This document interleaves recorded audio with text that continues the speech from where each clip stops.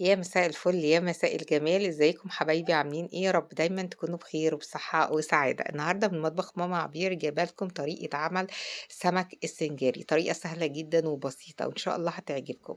يالّا نسمي الله وندخل نشوف الطريقة ونعرف المقادير.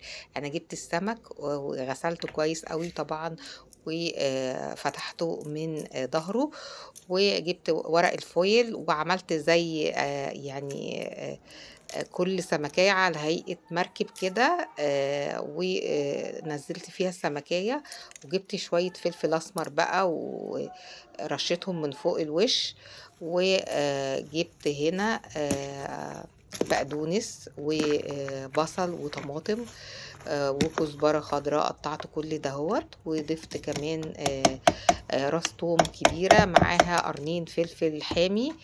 طبعًا اللي مش عايز يحط الفلفل الحامي ما فيش أي مشكلة، بس طبعًا يعني الأسماك دايمًا بنحب فيها الفلفل الحامي لازم يبقى طعمه spicy كده ويفتح النِفس. الطريقة ديّة عملتها لكم كذا مرّة، أنا طبعًا ما جبتلكمش طريقة التنضيف وكده، لإني أنا نضّفته كذا مرّة وأنتم عارفين الطريقة طبعًا مش صعبة. عصرت هنا ليمون ضِفت بقى التوابل، الملح والفلفل الأسمر والكزبرة والكمون، باكتّر كمون عشان إحنا عارفين دايمًا الكمون حبيب الأسماك، فكتّروا من الكمون، وباقلّب زي ما أنتم شايفين كده. طريقة سهلة جدًا وبسيطة. في ناس ياما يعني مش بتنجح معاهم طريقة السنجاري في البيت.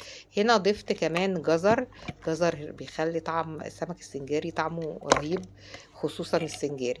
دايمًا البنات بتشتكي بتقول إن السمك السنجاري مش بينجح معاهم وبينشف. الطريقة دي سهلة جدًا وخلّيكم بس ماشيين معايا خطوة، خطوة.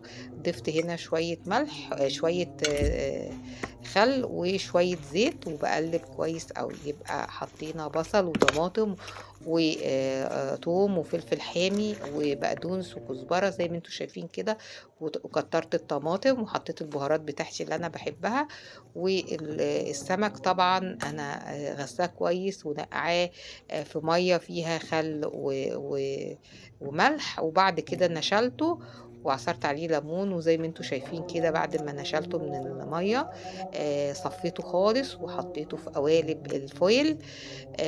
جِبت بقى صينية كبيرة أو أي صاج عندكم، وبترصوا السمك السنجاري زي ما أنتم شايفينه بعد ما فتحناه طبعًا من ضهره ونضّفناه ونقعناه زي ما أنتم شايفين كده، وعملنا الخلطة اللذيذة ديّة، عملنا القوالب الفويل ورصينا السمك بتاعنا. هاحط بقى إيه، هاضيف كوباية مَيّة في الصاج بتاعي أو الصينية بتاعتي علشان خاطر ما ينشفش منّي السمك، دي يعني حركة جميلة جدًا لازم تتبعوها.